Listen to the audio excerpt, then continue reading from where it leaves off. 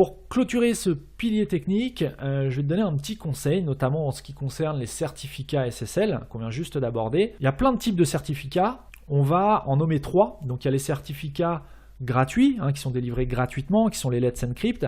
On va dire, moi je ne suis pas trop adepte de ce type de certificat, tout d'abord parce qu'il faut les renouveler tous les 3 mois, même si ça se fait de façon automatique maintenant au niveau des hébergements, il y a quand même une démarche qui n'est pas super optimale dans un monde où aujourd'hui on cherche à aller au plus vite, on cherche à faire les choses rapidement et ne pas répéter des choses sans cesse. Voilà. Bon. Le Let's Encrypt, c'est bien si tu veux tester une idée, ça t'apporte un protocole SSL, très bien, tu as flouté toute la communication entre ton client et ton serveur, génial. Ensuite, tu as les certificats, donc c'est un niveau un petit peu au-dessus, qu'on appelle DV pour Domain Validation, c'est-à-dire que c'est exactement le même principe que Let's Encrypt, sauf que ces certificats vont être payants et vont être délivrés par des organismes de certification qui vont vérifier que le domaine appartient bien à la personne qui demande le certificat. Tout simplement pour ne pas avoir d'usurpation d'identité. Au niveau du domaine, attention, pas au niveau de l'entreprise qui exploite le domaine. Ce nom de domaine, ce certificat type DV, en général, il faut compter une 50aine d'euros par an, entre 50 et 80 euros par an en fonction des organismes.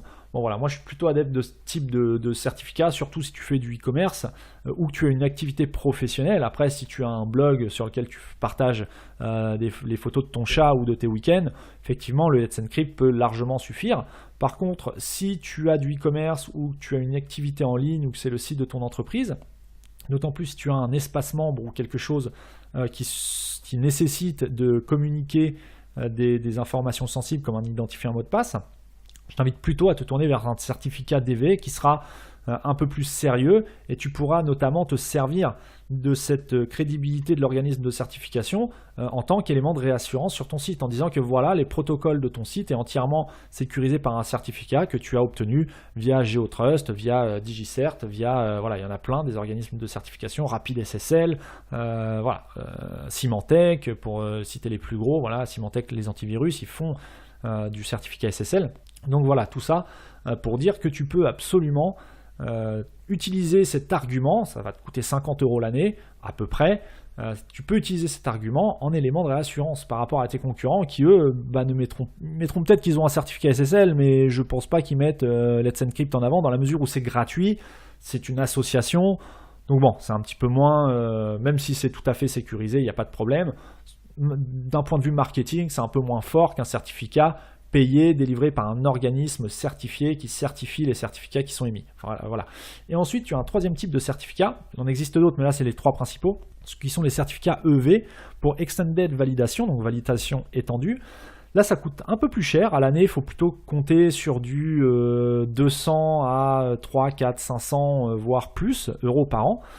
Ce sont des certificats qui vont être certifiés, mais l'organisme de certification ne va pas simplement vérifier la propriété du nom de domaine. L'intérêt de ces certificats, c'est que l'organisme va également vérifier l'identité de la société qui exploite le nom de domaine. Donc on va te demander ton CABIS, des justificatifs téléphoniques, et l'organisme va te délivrer un certificat qui te permettra d'avoir dans la barre d'adresse du navigateur le nom de ta société. Donc ça, c'est si tu as ce type de certificat, si tu fais du e-commerce, je t'invite vraiment à investir dans ce type de certificat parce qu'en élément de réassurance, c'est vraiment plus intéressant. C'est vraiment plus fort. Alors ça garantit en rien un positionnement plus ou moins bon sur Google. Ça là-dessus, il n'y a absolument rien de prouvé, en tout cas à ce jour.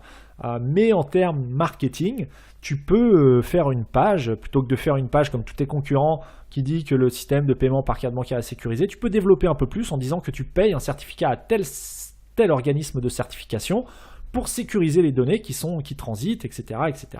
Voilà, et que c'est important. Et voilà, c'est un élément marketing qui va te coûter un petit peu plus cher. Encore une fois, on parle entre un DV et un EV, on parle de 50 à 300 € par an. Donc si tu fais du e-commerce, c'est qu'en théorie, tu as une activité plus ou moins rentable et donc tu peux peut-être te permettre d'investir là-dedans. Ce qui n'est pas forcément le cas d'un blog